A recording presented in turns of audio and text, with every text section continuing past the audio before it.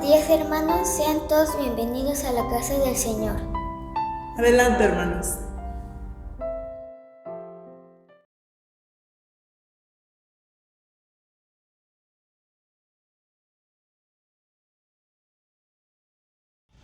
Hermanos, nuestro llamamiento a la adoración está en el Salmo 84. Dice la palabra de Dios: anhelo por la casa de Dios. Cuán amables son tus moradas, oh Jehová de los ejércitos.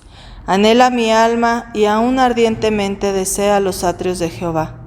Mi corazón y mi carne cantan al Dios vivo. Aún el gorrión halla casa y la golondrina nido para sí, donde ponga sus polluelos. Cerca de tus altares, oh Jehová de los ejércitos, Rey mío y Dios mío. Bienaventurados los que habitan en tu casa, perpetuamente te alabarán. Bienaventurado el hombre que tiene en ti sus fuerzas, en cuyo corazón están tus caminos. Atravesando el valle de lágrimas, lo cambian en fuente. Cuando la lluvia llena los estanques, irán de poder en poder. Verán a Dios en Sión. Jehová, Dios de los ejércitos, oye mi oración.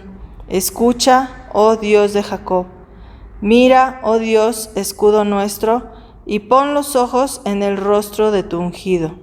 Porque mejor es un día en tus atrios que 1000 fuera de ellos.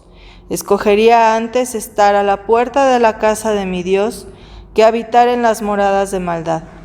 Porque sol y escudo es Jehová Dios. Gracia y gloria dará Jehová. No quitará el bien a los que andan en integridad. Jehová de los ejércitos, dichoso el hombre que en ti confía. Amén.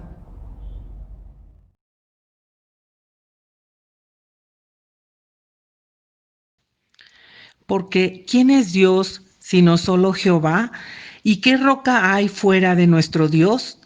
Dios es el que me ciñe de poder y quien hace perfecto mi camino, quien hace mis pies como de ciervas y me hace estar firme sobre mis alturas. Salmos 18, 31 al 33. Padre nuestro que estás en los cielos, en la tierra y en todo lugar, en estos momentos que pasamos de angustia y de tristeza por los sucesos que están afectando nuestro mundo y en algunos casos a seres queridos, quiero primeramente, Señor, darte las gracias por todo lo que tú nos das, porque tú eres bueno y sabes que es lo mejor para nuestras vidas. En esta mañana te alabamos y bendecimos tu nombre, porque grande eres y porque tú lo declaraste al decir: yo soy el que soy, y fuera de ti no hay nada ni nadie. Recibe, Señor, este culto que te ofrecemos con el corazón, aunque indignos, pero te amamos. Que llegue hasta ti como olor fragante. Límpialo, Señor, y limpia nuestros corazones para alabarte como tú quieres que lo hagamos. Sé con mis hermanos que han participado en este culto y con toda tu iglesia que te alaba y te sirve. En el nombre de nuestro Señor Jesucristo. Amén.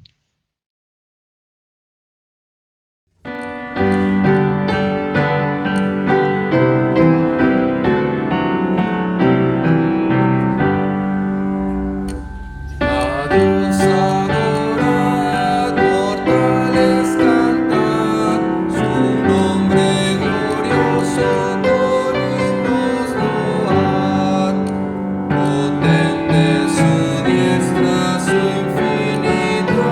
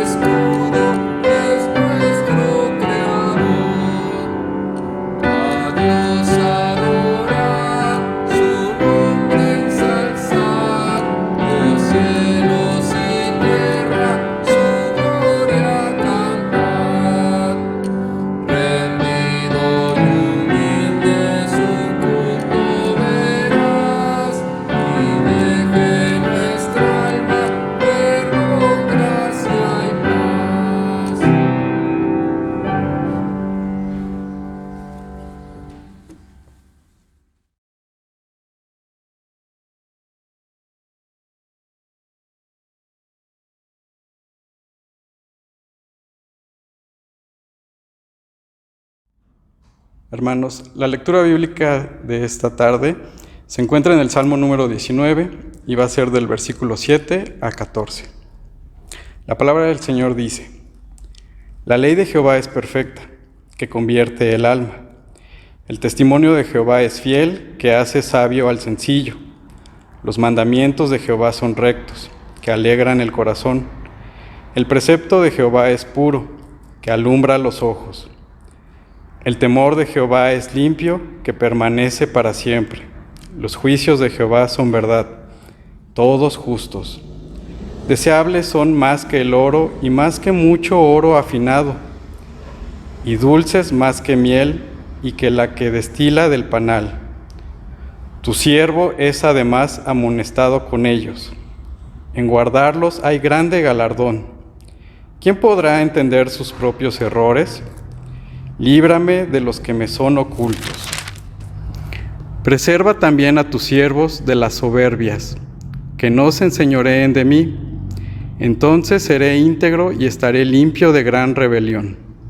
Sean gratos los dichos de mi boca y la meditación de mi corazón delante de ti, oh Jehová, roca mía y redentor mío. Amén.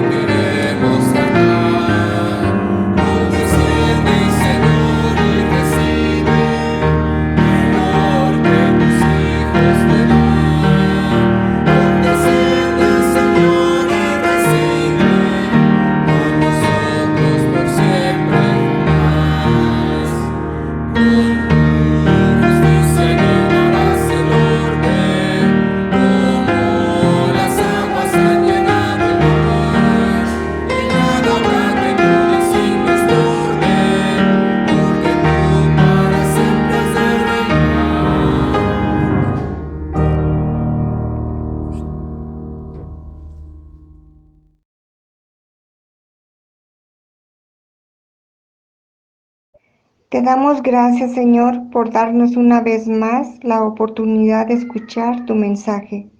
Te pido, Señor, que tú hables a través de nuestro hermano pastor.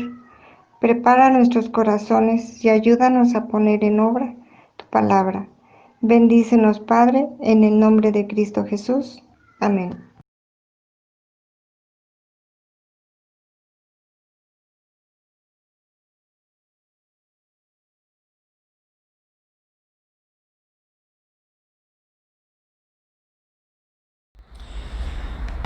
En la iglesia donde estuve trabajando durante varios años, allí en Mérida, Yucatán, había una hermana dentro de la iglesia que era enfermera. Y esta hermana enfermera estaba atendiendo a una mujer pues ya bastante avanzada de edad y con un problema de cáncer. Era una persona que ya pues prácticamente no le quedaba mucho tiempo de vida. Entonces esta enfermera, doña Tere, atendía a la que vamos a llamar doña Lupita, la mujer que estaba enferma de cáncer. Doña Tere se acercó a mí y me dijo: fíjese, pastor, que estoy yendo a ver a una persona que pues ya está con un cáncer muy avanzado, es una persona grande, persona mayor, y la verdad es que yo he estado hablándole del Evangelio, he estado hablándole de Jesucristo, y ha estado muy interesada y muy receptiva cuando yo le he hablado del Señor. Y yo le pregunté, sus hijos no estaban muy de acuerdo, pero yo le pregunté a ella, a doña Lupita, si estuviera de acuerdo en que viniera pues un pastor o viniera algún hermano de la iglesia para semana con semana, pues traerle una reflexión bíblica, un estudio bíblico. Y doña Lupita dijo que sí. Sus hijos no estaban muy contentos, pero ella sí. Así que me dijo: pastor, fíjese que ella aceptó recibir un estudio bíblico y me gustaría que usted fuera cada semana para darle pues una reflexión bíblica y continuar compartiéndole el Evangelio. Y le dije: por supuesto, con muchísimo gusto, es un privilegio que usted me tome en cuenta y con gusto voy a estar allá. Me dio la dirección, fui a ver a doña Lupita. La verdad es que hicimos una buena conexión, pues rápidamente pudimos identificarnos y entonces comencé a compartir el Evangelio semana a semana. De hecho, había una hermana que vivía muy cerca de la casa de doña Lupita y yo le pedí a esta hermana que si podía ayudarme para complementar la semana y pues fuéramos 2 veces a la semana, una vez yo y una vez ella. Y pues esta hermana me dijo: adelante, con muchísimo gusto, todo lo que sea servir a mi Señor, con mucho gusto. Así que íbamos yo al principio de semana y ella al fin de semana, y así nos acoplamos para trabajar y poder ministrar a doña Lupita. Recuerdo que en una ocasión llegué a esa casa, una casa muy grande, muy bonita, y entonces me acerqué a la recámara donde estaba doña Lupita. Estaba ella, pues como siempre, ¿verdad?, postrada en su cama, ya bastante enferma, y se me ocurrió preguntarle: doña Lupita, ¿cómo está usted? Y entonces doña Lupita como que frunzó su ceño, como que su cara se vio que como que se enojó por la pregunta, como si estuviera indignada por la pregunta que yo le estaba haciendo. Esa fue su reacción. Y en ese momento, al menos en mi percepción personal, me di cuenta que había cometido un grave error.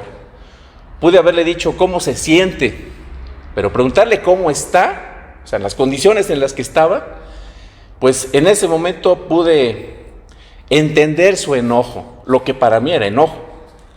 Sin embargo, doña Lupita me respondió: ¿qué clase de pregunta es esa?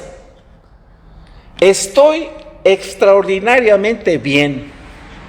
Soy una mujer bendecida, soy una mujer victoriosa, soy una persona bienaventurada, soy una hija de Dios. ¿Cómo quiere usted que yo esté? Me siento extraordinariamente bien, muy contenta. Y la verdad es que su recámara estaba tapizada de fotografías, porque ella era una mujer, una comerciante muy exitosa. Era una mujer alta, robusta. Era una persona que tenía fotografías de prácticamente, pues de todo el mundo. Tenía fotografías de ella en Madrid, en París, en Inglaterra, en China, en Tailandia. O sea, tenía fotografías prácticamente de todo el mundo. Era una mujer que le encantaba viajar y tenía dinero y era una comerciante muy exitosa. Entonces, de ser una persona, pues digamos, de mundo, trotamundos, una persona que viajaba constantemente, que tenía salud, que tenía su buen negocio, y de repente ser como embestida por el cáncer, y que el cáncer la tuviera con la espalda en la lona, prácticamente vencida. Esa mujer era como un costalito de huesos. La enfermedad la había reducido a ser una persona robusta y muy alta, para ser mujer una persona alta, a una persona que no sé si medía tal vez 1,50, 1,40, un costalito de huesos, básicamente una mujer moribunda. Sin embargo, su respuesta fue muy impactante: soy una mujer muy bendecida por el Señor. Doña Lupita tenía una visión de su propia historia muy diferente a la perspectiva, la visión que tenían sus hijas. Sus hijas solamente veían lo que había delante de ellas, solamente veían lo que sus ojos físicos les permitían ver, solamente veían lo que había frente a sus narices, vamos a decirlo así. Para ellas, su mamá simplemente era un costalito de huesos. Ellas veían de una forma material solamente a su mamá, materialistamente o materialmente. A pesar de ser personas religiosas que abrazaron esa fe, que su mamá les inculcó, que su abuela les inculcó. Sin embargo, ellas, sus hijas, no veían más que a una mujer vencida por el cáncer, un costalito de huesos, una mujer pues prácticamente en la antesala de la muerte. Sin embargo, a pesar de que sus hijas, siendo incrédulas, no tenían esa visión espiritual que tenía doña Lupita tenía un discernimiento espiritual para poder entender que lo mejor que le pudo haber pasado en su vida fue pasar precisamente por esa enfermedad. Platicando con ella me decía: yo le doy infinitas gracias al Señor porque a través de esta enfermedad yo le he podido conocer a Él. Si Dios no hubiera permitido esta enfermedad en mi vida, lo más seguro es que yo seguiría viajando por el mundo, disfrutando de bonitos y bellos lugares, con mis amistades, con mis amigas, teniendo un negocio exitoso. Pero no tendría a Cristo, estaría completamente vacía. No sería una mujer plena, una mujer satisfecha, una mujer bendecida como lo soy hoy. Así que esta enfermedad, este cáncer, es lo mejor que me pudo haber pasado, porque a través de él yo conocí al Señor. Sé que Dios usó esta enfermedad, y les voy a decir una cosa que para mí fue muy impactante. Yo he visitado a personas en terapia intensiva, he visitado a personas que están en hospitales, que están pues delicadas en su casa, y las personas, les puedo decir que la inmensa mayoría, cuando les digo, bueno, vamos a orar, y me gustaría que usted me dijera si hay algún motivo de oración en particular, algún aspecto por el cual usted quisiera que oráramos. Y la inmensa mayoría, puedo decir el 99.9% de las personas que están enfermas, que piden oración, o que yo les animo a que oremos, lo que me piden es: yo quisiera que Dios me sanara. Yo quisiera que Dios me levantara de esta cama.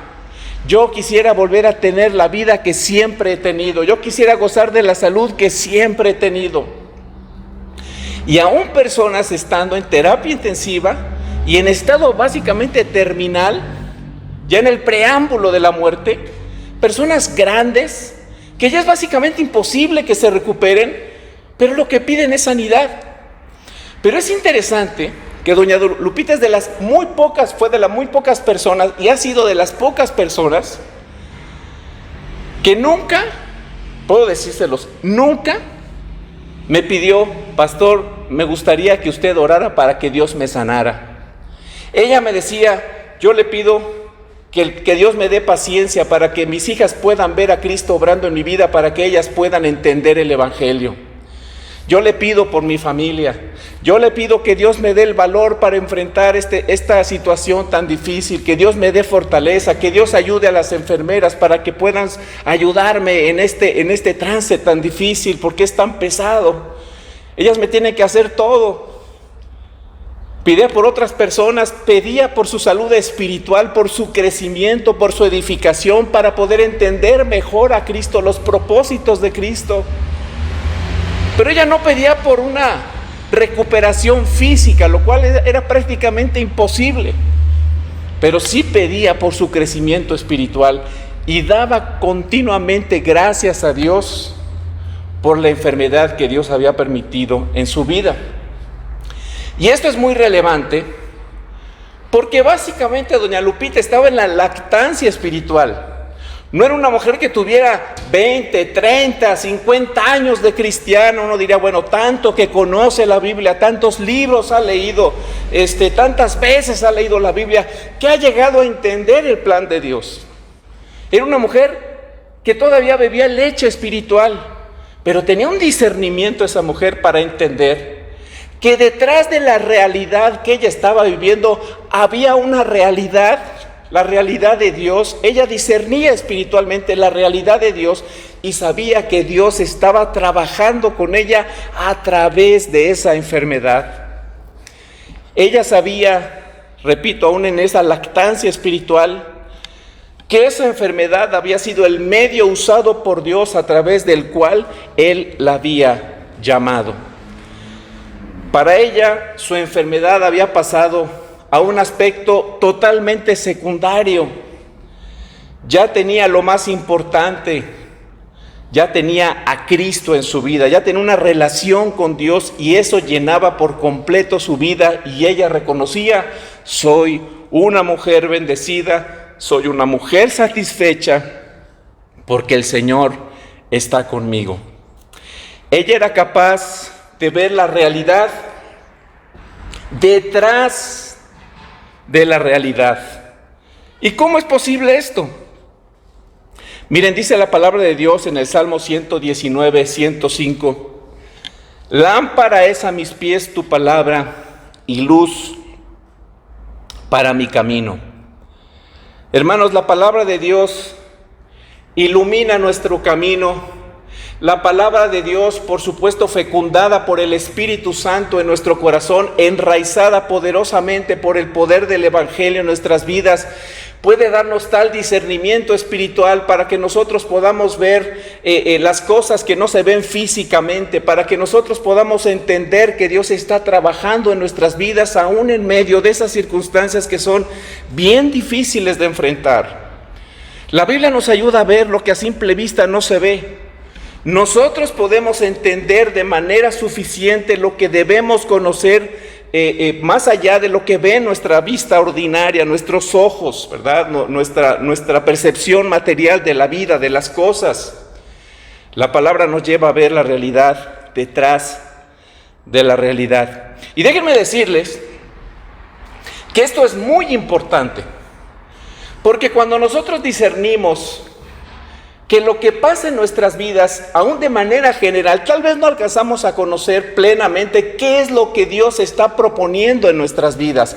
De manera general podemos decir, bueno, todo lo que sucede en nuestras vidas es para nuestro bien, Dios está edificando y fortaleciendo nuestras vidas, pero de manera muy general, y podemos decir Dios está con nosotros, aún en medio de la sombra más difícil, aún en medio de la oscuridad más triste, de las pruebas y aflicciones por las que no quisiéramos pasar. Podemos entender de manera general, Dios está con nosotros, no estamos solos.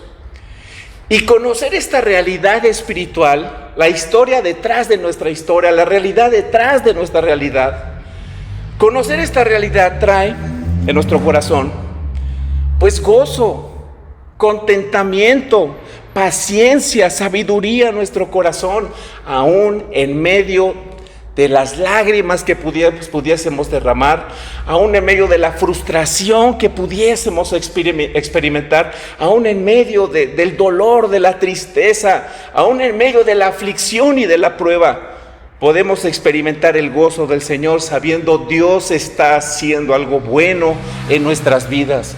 No solo vemos nuestra vida sin propósito y las circunstancias solamente de acuerdo a lo que vemos, sino sabemos que detrás de esta realidad hay la realidad de que Dios está trabajando con nosotros, de que Dios está presente cuidando nuestras vidas.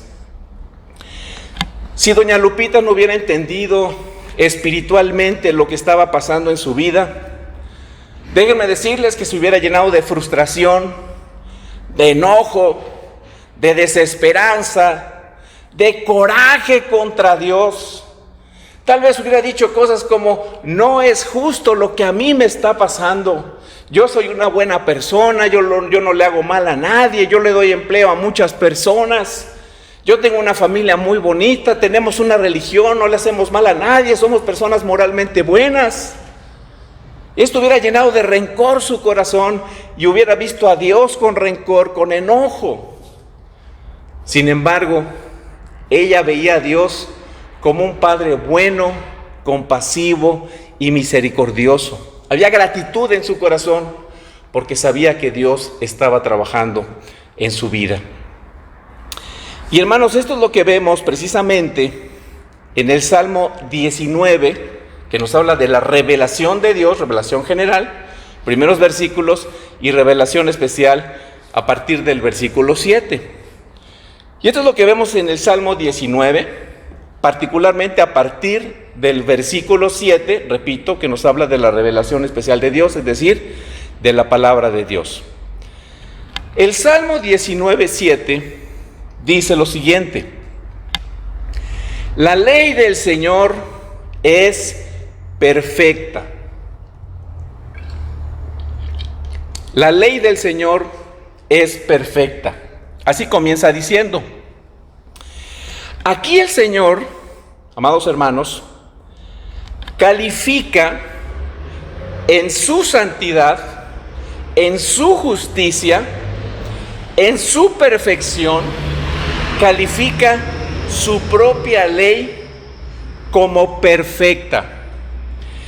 Esto nos habla, por decirlo de alguna manera, de la calidad moral de la Escritura. Lamentablemente, hay personas que piensan que la Biblia no dice la verdad. Hay personas que piensan que la Biblia engaña a las personas, que la Biblia contiene errores, que la Biblia contiene contradicciones. Pero la misma palabra de Dios, que se interpreta a sí misma, la misma palabra de Dios, que es la revelación de Dios, es inspirada por Dios, dice de sí misma que la ley de Dios, la palabra del Señor, es perfecta. Es decir, ella es íntegra. La Biblia siempre dice la verdad. Hermanos, la Biblia, la palabra de Dios, es la guía más segura para interpretar con los ojos de la fe los sucesos de nuestras vidas y las circunstancias que suceden alrededor de nosotros. Todos nosotros, sin lugar a dudas, somos intérpretes. No simplemente vemos la vida sin una interpretación, todos interpretamos nuestra propia historia y la historia que está pasando alrededor de nosotros. Nosotros tenemos un concepto de nosotros mismos, tenemos de alguna forma un concepto de Dios, tenemos un concepto de las personas que nos rodean y de las acciones y situaciones que nos rodean, de las circunstancias de las cuales impactan nuestras vidas. Y todos nosotros interpretamos todos estos elementos en nuestras vidas de acuerdo a lo que nosotros creemos acerca de Dios y de acuerdo al concepto que nosotros tengamos de la palabra de Dios. Y Dios dice, mira, si tú quieres conocer la verdad, si tú quieres conocer la realidad que estás viviendo, si tú quieres saber qué es lo que está haciendo realmente Dios detrás de lo que tú ves, necesitas interpretar la vida a través de la palabra de Dios, porque la palabra de Dios es confiable. Hermanos, la vida es dura. El Señor Jesucristo dijo, en el mundo van a tener aflicciones. Job, por ejemplo, declara que todos nosotros, los seres humanos, hemos nacido de alguna forma para sufrir.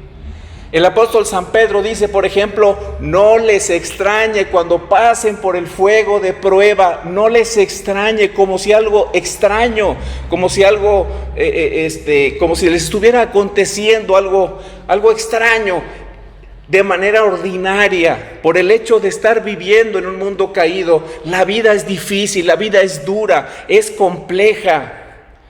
La vida está llena de sinsabores, de pruebas, de dificultades. Hay cosas que son inexplicables, que pasan en nuestra vida y nuestra mente finita no alcanza a entender por qué sucede en nuestras vidas lo que sucede. Hay cosas que parecen no tener sentido y no corresponder a lo que debería suceder según las expectativas que nosotros tenemos de la vida. La Biblia dice que nuestro corazón es engañoso. Nuestro corazón desvía nuestros pensamientos y nosotros tenemos expectativas a veces erróneas de la vida. Pero la Biblia es totalmente honesta, es íntegra, es perfecta, es verdad y nos dice la realidad de la vida. La vida es dura y es difícil. Pero si nosotros no alcanzamos a discernir espiritualmente la vida, las dificultades que enfrentamos, pues nos vamos a llenar de desesperanza, de odio, de tristeza permanente y crónica. Nos vamos a deprimir, vamos a vivir constantemente decaídos. Hay experiencias que preferiríamos no pasar, situaciones que tal vez nunca pensamos que nos pasarían a nosotros.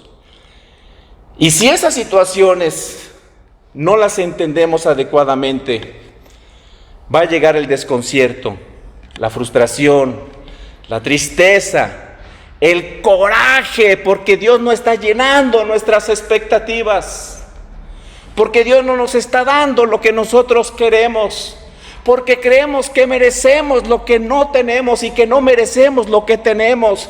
Creemos que somos mejores de lo que realmente somos, porque nos interpretamos de acuerdo a nuestro necio corazón y no de acuerdo a lo que dice la Escritura. Podemos llenarnos entonces de impotencia, de fatalismo, de coraje, porque las cosas no son como supuestamente deberían ser. Pero esto sucede porque nosotros vemos, como las hijas de doña Lupita, la vida en un primer plano. Vemos la vida de manera ordinaria. Vemos solamente lo que hay frente a nuestros ojos, frente a nuestras narices. Solamente vemos lo que sucede materialmente. Interpretamos las cosas de acuerdo a nuestro necio corazón, pero no atinamos a entender qué es lo que está haciendo Dios, cuál es la agenda de Dios, por qué Dios está permitiendo esto en nuestras vidas. Es la Biblia la que nos ayuda a ver detrás de esta realidad, la realidad de Dios, de lo que Dios está haciendo, de lo que quiere lograr a través de las aflicciones que experimentamos. Hermanos, tal vez no tengamos una explicación coherente. La Biblia es perfecta, la palabra de Dios discierne todas las cosas, el Espíritu Santo conoce como el Dios todopoderoso que es todas las cosas, sondea todas las cosas, pero nosotros con nuestra mente finita no entendemos los pensamientos de Dios. La misma palabra lo dice, los pensamientos de Dios no son nuestros pensamientos y nosotros somos finitos, los caminos de Dios son diferentes a nuestros caminos. Pero es necesario acoplar nuestra perspectiva de la vida y nuestras expectativas a lo que dice la Biblia. Y a lo mejor es muy difícil para nosotros poder interpretar de manera exhaustiva, íntegra, perfecta, con una visión panorámica extraordinaria todo lo que está sucediendo. Nuestra historia detrás de la historia, la realidad detrás de la realidad. Tal vez exhaustivamente no podamos conocer todas las cosas. Pero al menos, aunque haya mucho misterio en nuestras vidas, aunque no logramos discernir y entender todo lo que Dios está haciendo, de manera básica podemos saber que Dios está con nosotros, que tenemos un Padre que nos sostiene y que nos toma de su mano y que no nos va a soltar. Por eso el Señor dice, cuando pases por el fuego, yo voy a estar contigo. No dice, mira, a lo mejor vas a pasar por el fuego. Dice, es un hecho, vas a pasar por el fuego, pero cuando pases por ahí, yo voy a estar contigo. Señor, no entiendo lo que está sucediendo, pero tú me estás tomando de la mano, yo voy contigo, tú eres mi protección. Adelante, Señor, tú vas delante de mí, tú me proteges, tú me sostienes y sé que cualquier cosa que pase en mi vida es lo mejor para mí. Podemos saber lo más básico. La Biblia dice que la misma palabra de Dios es perfecta y ella nos dice que no estamos desamparados, que Él está con nosotros aún en medio de las experiencias más difíciles, más complicadas. Pero el Salmo 19:7 no solamente nos dice que la palabra de Dios es perfecta, también nos dice que la palabra de Dios restaura nuestra alma. Y esto va conectado, no son dos cosas diferentes, van conectadas como si fuera un tren, ¿no? Un vagón con otro. Estas realidades van conectadas. La idea es esta, hermanos. La palabra de Dios nos ayuda a entender, a discernir la realidad tal como Dios la ve.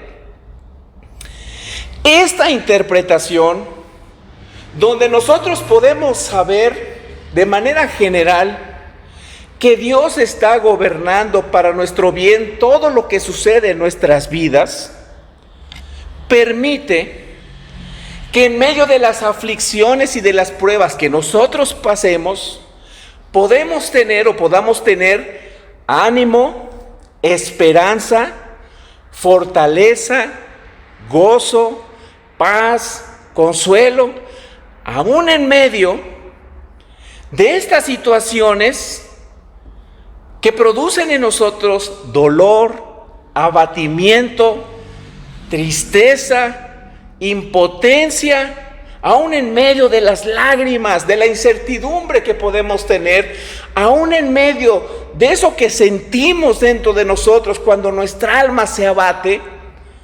A la vez podemos tener consuelo y gozo, aún en medio de ese dolor que produce lágrimas e impotencia en nuestras vidas. Podemos decir: Señor, qué frustrante es esta experiencia. Y llorando podemos reconocer: Señor, tú me estás tomando de tu mano, tú vas delante de mí, tú me sostienes, tú eres mi consejero, tú estás conmigo. Esa es la forma en que Dios, al conocer nosotros la perfección de su palabra, restaura nuestra alma. No solamente vemos lo que sucede en un primer plano, vemos la realidad detrás de la realidad. Dios sosteniendo nuestras vidas, dando sentido a las aflicciones, dándonos dirección aún en medio de esas experiencias difíciles. Y esto, hermano, llena nuestro corazón, por supuesto, de gozo. Esto restaura nuestra alma. Pero además, el Salmo 19:7 dice que la Biblia a los sencillos los hace sabios. Fíjense, en nuestra cultura, ¿qué es una persona sencilla?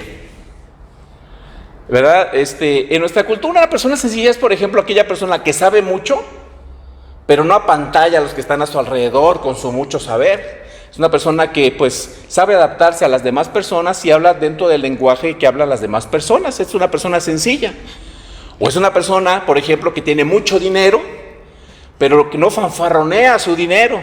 Que viaja mucho, pero no fanfarronea sus viajes. Es una persona que tiene la capacidad, por ejemplo, de vivir en una casa muy lujosa, pero de comer a la orilla de un comal, en una ranchería, en una cabañita, o en el campo. Y uno dice: esta persona es bien sencilla. Aunque pues se adapta a cualquier situación. Bueno, esta es la idea que tenemos de una persona sencilla, o una persona que no le gustan los lujos, que no presume lo que tiene, o que ha aprendido a vivir pues de una manera muy austera, ¿no? Decimos: esta persona es muy sencilla.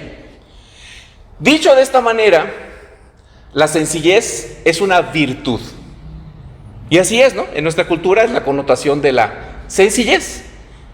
Es una virtud.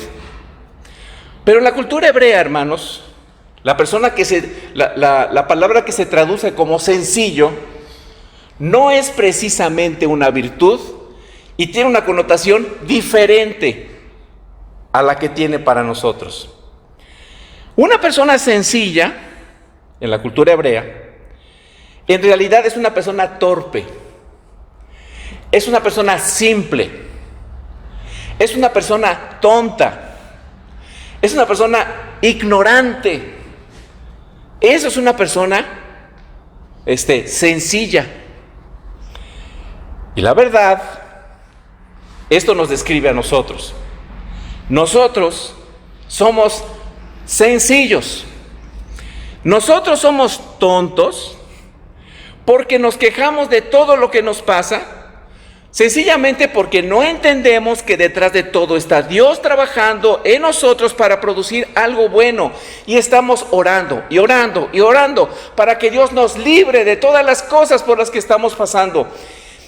Y a veces Dios quiere librar a nuestros hijos de ellos mismos, quiere purificar su corazón y permite que pase por muchas aflicciones.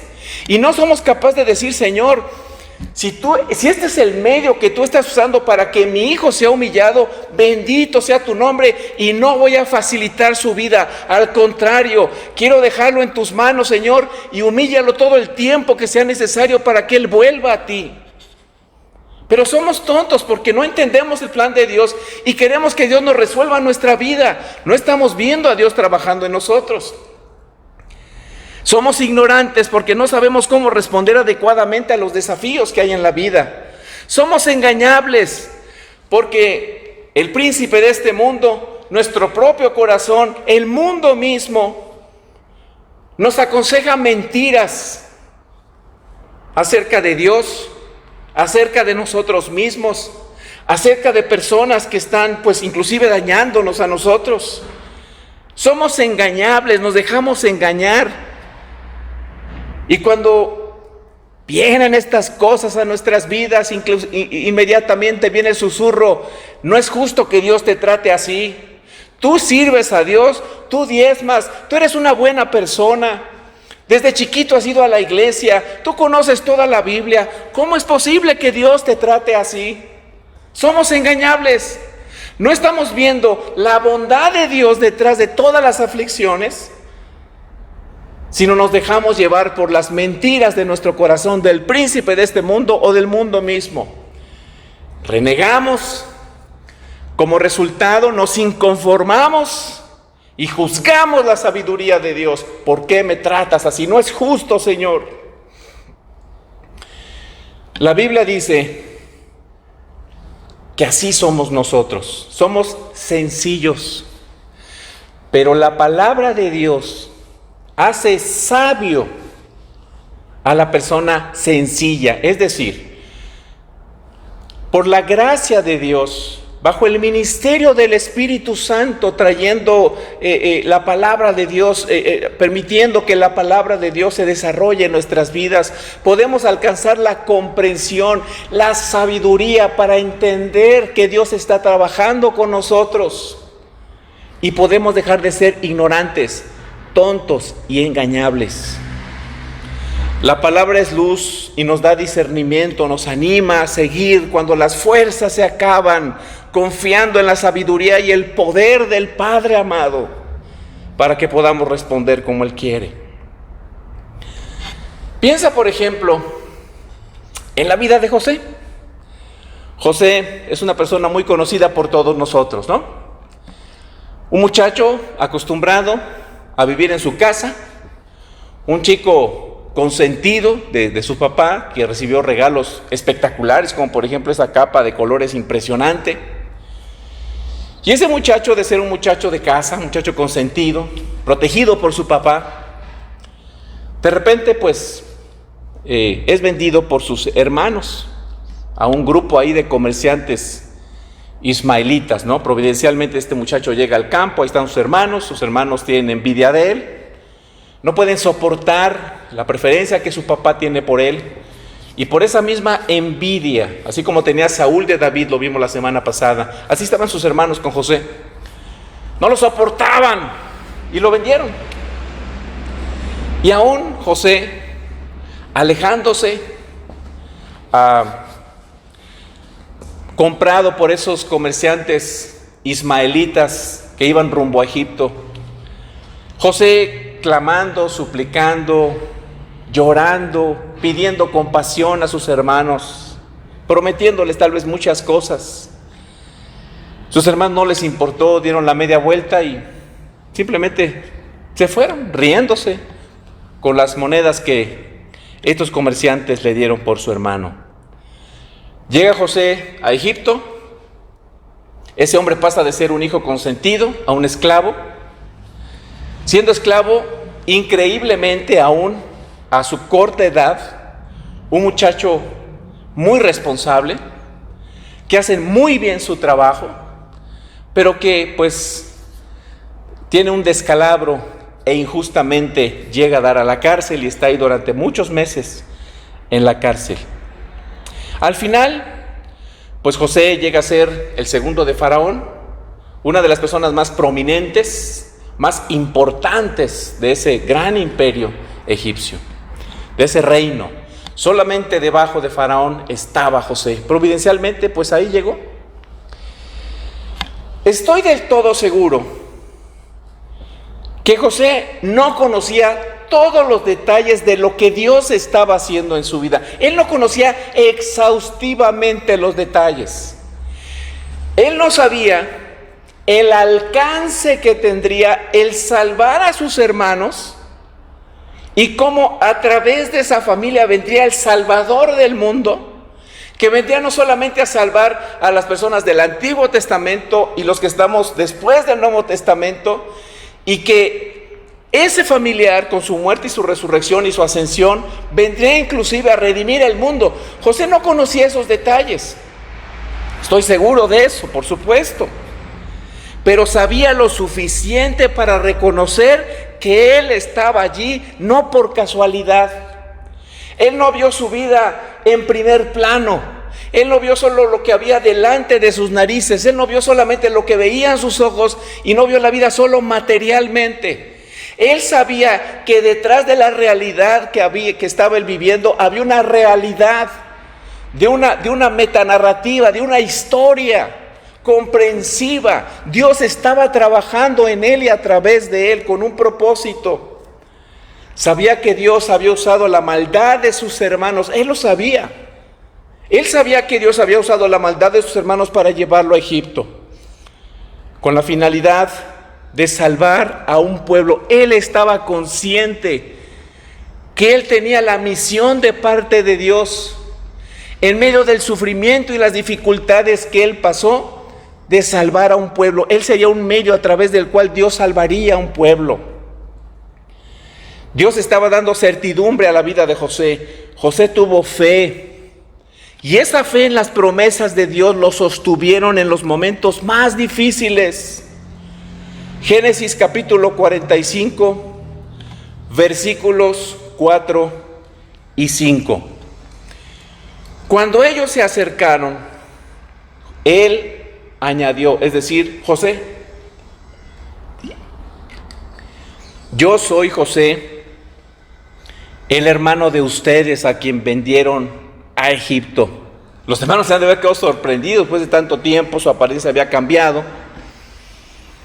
Pero él les dice: yo soy José, soy su hermano al que ustedes vendieron. Pero fíjense lo que dice José: pero ahora, por favor, no se aflijan más ni se reprochen el haberme vendido.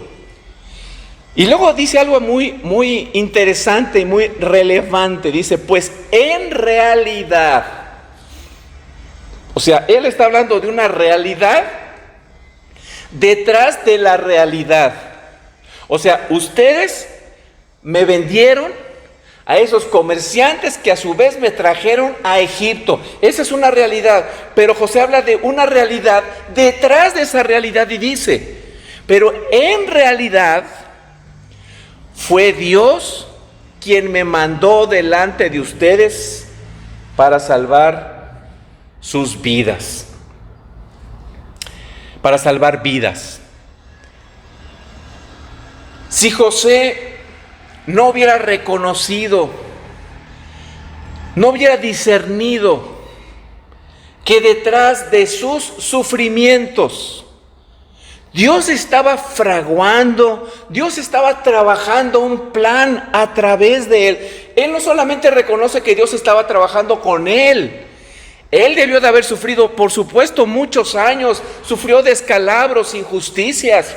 Dios estaba trabajando con él, pero José estaba consciente que también estaba trabajando a través de él, a través de sus sufrimientos, a través del pecado de sus hermanos. Sus hermanos fueron responsables del pecado de haberlo vendido, de haberlo despreciado. Sin embargo, José no está viendo a sus hermanos, está viendo la mano de Dios detrás de sus hermanos y dice, realmente Dios fue quien me trajo aquí. Así que él tuvo discernimiento y pensó que detrás de los sufrimientos Dios estaba trabajando en un plan. Entonces, si José no lo hubiera entendido así, la verdad es que ese sufrimiento lo hubiera llenado de pesimismo, de desesperanza, de coraje, de frustración, de amargura, de un sentido de victimización. Habría llenado su vida de rencor constante. Hubiera sido una persona amargada, quejumbrosa, paralizada por los problemas, resentida. No hubiera buscado cada oportunidad, o más bien, hubiera buscado cada oportunidad para exhibir el rencor, no haciendo su trabajo como era debido. ¿Qué me importa? Yo estoy aquí en contra de mi voluntad. Yo quisiera estar con mi familia, yo quisiera estar con mi padre, yo no quiero estar aquí. Pero al ver la mano de Dios, José dijo, yo estoy aquí porque el Señor me trajo y voy a hacer mi trabajo con responsabilidad y con diligencia. Él no vio la oportunidad de estar fastidiando a los demás. Al ver la mano de Dios, él dijo, yo estoy aquí para servir primeramente al Señor, porque sé que hay planes que Dios tiene y Dios me va a usar. No solamente está trabajando con mi corazón, sino a través de mí para salvar a un pueblo. Pero fíjense, así como sus sufrimientos, al no ver la mano de Dios, hubieran llenado su vida de victimización, de rencor, de amargura, en los momentos de gloria, si no hubiera reconocido la mano de Dios detrás de su lugar de honor, se hubiera vuelto un tirano, un vengativo, un opresor, una persona áspera, violenta, iracunda, orgullosa, presumida. Hubiera buscado oportunidades para sobajar y para humillar a quien se pudiera. Y cuando sus hermanos hubieran estado delante de él, en esos momentos de gloria, si no hubiera visto la mano de Dios, ¿qué creen que hubiera hecho con sus hermanos? Los hubiera aplastado por completo como si fueran hormigas, como si fueran cucarachas. Pero él sabía que Dios estaba detrás de sus derrotas y detrás de sus victorias. En mis triunfos, ahí está Dios. Él es el triunfador, de Él es esta victoria. En mis fracasos, también está Dios. Aquí está la mano de Dios sosteniéndome. No sé exactamente para qué, pero Dios tiene un propósito en todo lo que está haciendo. Él sabía que Dios estaba detrás de las derrotas, de sus derrotas y de sus victorias, fraguando un plan para salvar a su pueblo. Por eso respondió con ese espíritu de perdón. Por eso tenía un espíritu suave, apacible, manso, humilde, amable, perdonador, lleno de compasión y misericordia hacia sus hermanos. Por eso era un hombre fuerte. Nosotros decimos, cuando una persona es iracunda, violenta, decimos, no, tiene un carácter muy fuerte. No, esa persona tiene un carácter muy débil. Es una persona muy pobre, muy débil. José era un hombre fuerte, porque ese hombre mostraba su fortaleza con dominio propio, misericordia, compasión, mansedumbre, gracia hacia quien le había hecho mal. Por eso José dominaba su carácter y era capaz de mostrar compasión. Por eso dice en el Salmo 19:8, los preceptos del Señor son rectos. Nuevamente es la misma idea, ¿no? En el 7 dice son perfectos, en el 8 dice son rectos, pero dice en el 8, estos preceptos del Señor traen alegría al corazón. Al conocer la realidad puedo tener alegría en mi corazón. Mi vida tiene sentido no por lo que veo, sino por lo que Dios me dice que yo debo ver. El mandamiento del Señor es claro, da luz a los ojos, trae discernimiento. Uno puede entender la vida tal cual es. Puede tener una interpretación de acuerdo a la voluntad de Dios.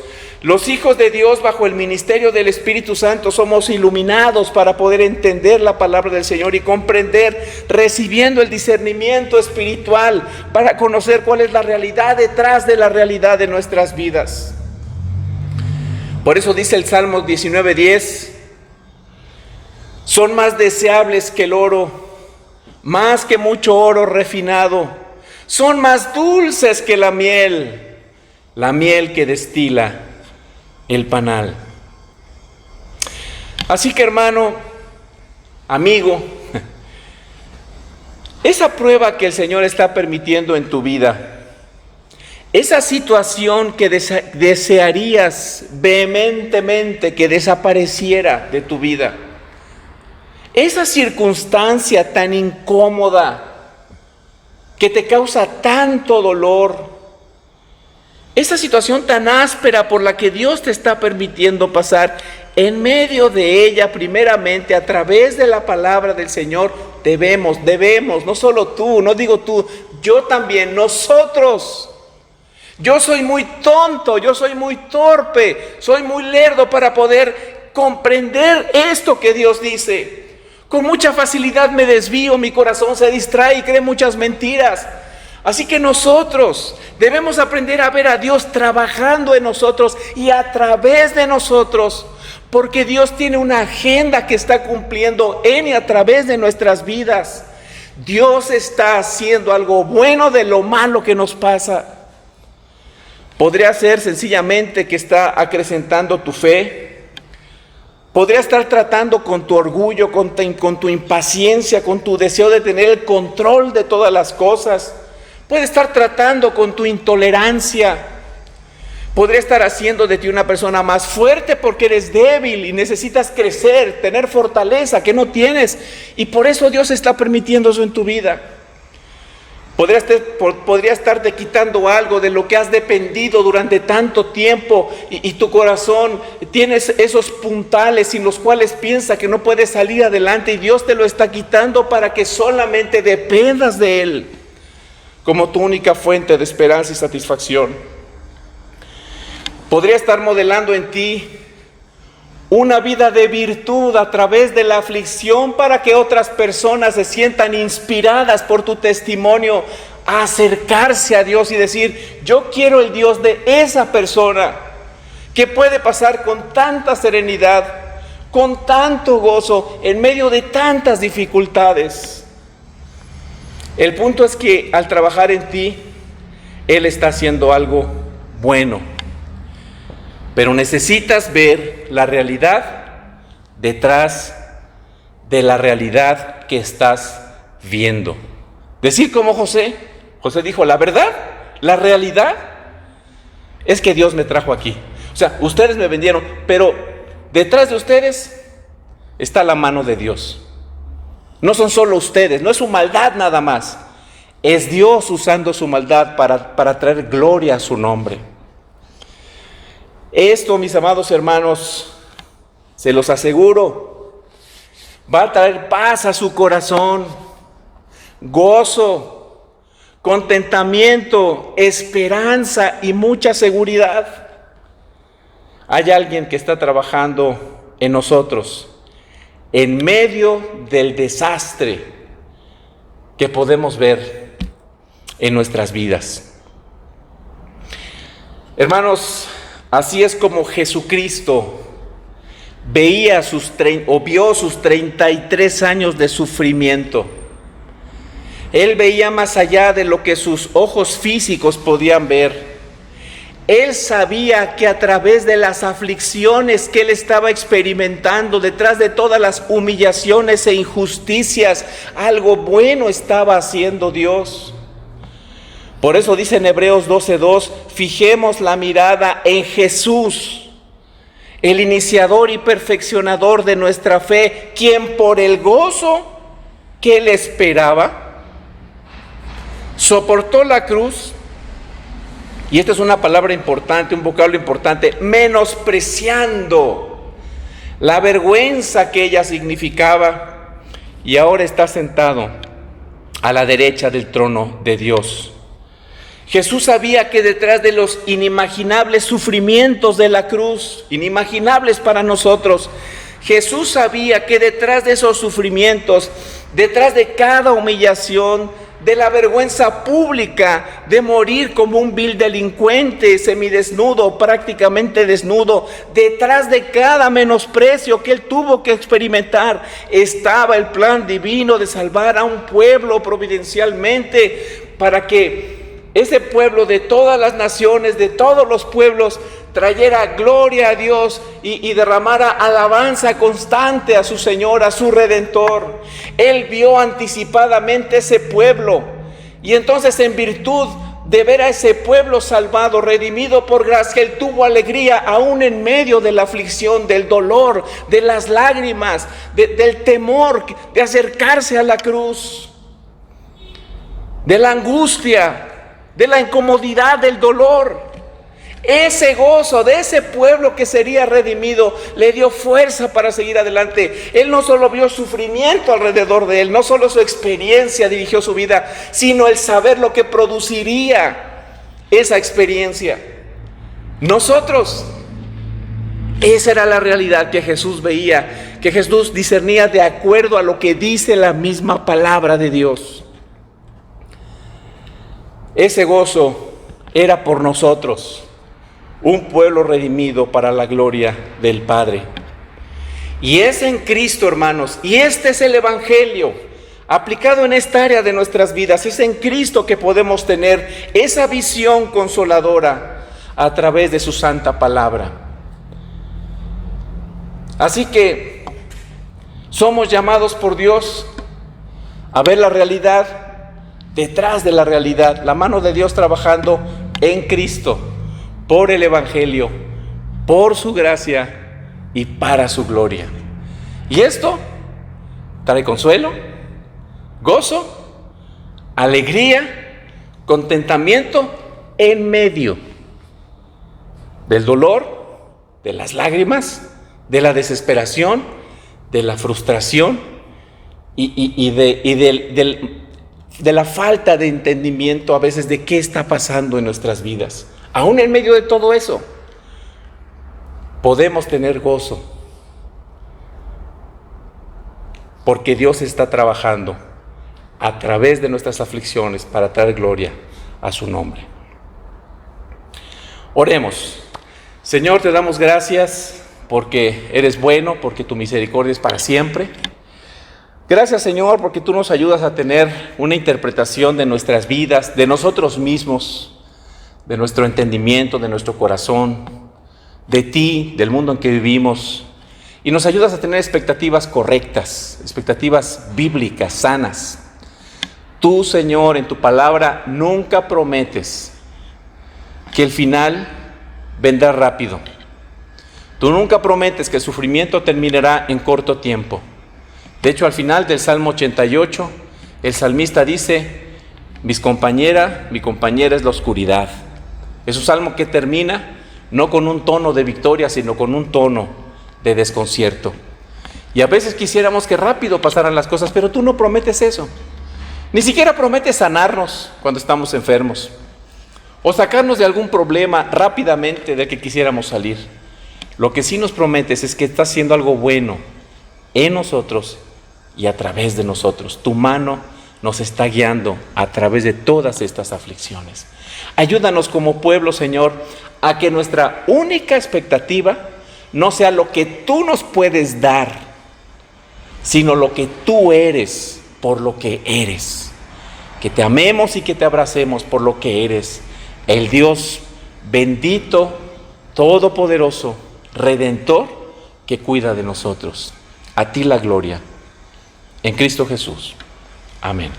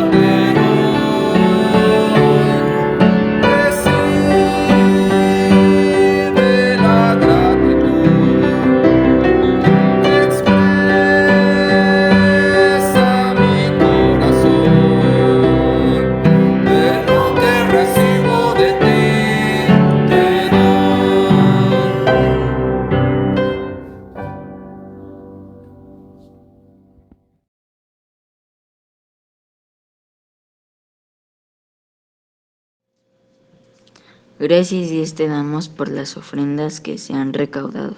Te pedimos que las bendigas y que se usen para el extendimiento de tu palabra. Te lo pedimos en el nombre de nuestro Salvador Jesús. Amén. Y ahora, mis amados hermanos, que el amor de Dios Padre, la gracia de nuestro Señor Jesucristo y la comunión de su Santo Espíritu sea con todos ustedes y con sus familias, desde ahora y hasta que el Señor vuelva en gloria por segunda vez. Amén y amén.